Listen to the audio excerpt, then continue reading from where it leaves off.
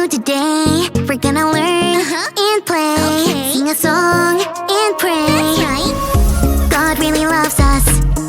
God really, really cares about you, me, our families. That's right. God's always right there.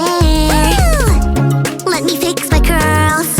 You've tuned into Callie's world. That's right, boys and girls. Welcome to Callie's world.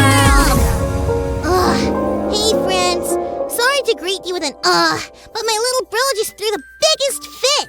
My parents just told him he has to use my old bicycle helmet instead of getting a new one. He wanted one of those helmets with a mohawk on top, like this. I guess it is pretty cool. My old one that he will be using is cool too. It's blue. My little bro loves blue. And it has lightning bolts on the side. It has a cool black chin strap that makes a fun click sound when you buckle it. I used to love that click sound. I think he will too. Sure, it's a little old. I wonder, what does my mom and dad say? When something is old but cool? It's vintage. Yeah, old but cool. Vintage. That's what my old helmet is. He says it's not fair every time he has to use one of my vintage old things. I get it. It's not fair that he gets a lot of my old stuff when I used to get new stuff. But a lot of things aren't fair.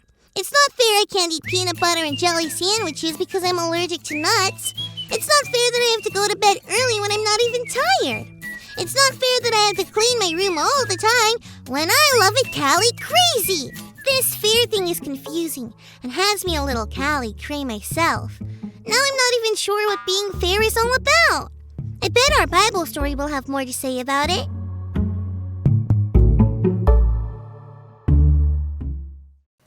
It's time for today's Bible story. It comes from the book of Matthew, chapter 20. One day, Jesus told a story to teach people about God's kingdom. In God's kingdom, there are no favorites. He invites everyone to be a part of his family. In this story, there was a man who owned a vineyard. That's like a farm for grapes. Early in the morning, he hired workers. He agreed to pay them what you would get for working a whole day. So they got to work. At around 9 o'clock in the morning, the man saw some more people not working. He told them, "Come work in his vineyard." He said he would pay them for a day of work. So they got to work. Then around noon, and again 3 o'clock in the afternoon, the man did the same thing. Even at 5 o'clock, which is pretty late in the workday, he found people just standing around. So he told them to work in his vineyard. At the end of the day, the owner of the vineyard decided to give all the workers their money. The workers who started at 5 o'clock received a whole day's pay. The workers hired in the afternoon, they got the same. The workers hired at 9 o'clock in the morning, they got the same. And so did the workers who were hired early in the morning. The workers hired first, well, they weren't happy about this. They thought they should get paid more because they worked longer. The owner told them that he was being fair to them. They agreed to work for a whole day's pay, and that's how much money he gave them.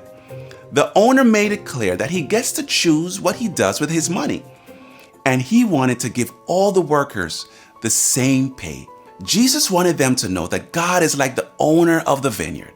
God chooses to give all of God's love to everyone, no matter how long they believed in God or loved God back. Jesus also wanted people to know that as long as he was around, he would treat people the same way. Jesus is always fair.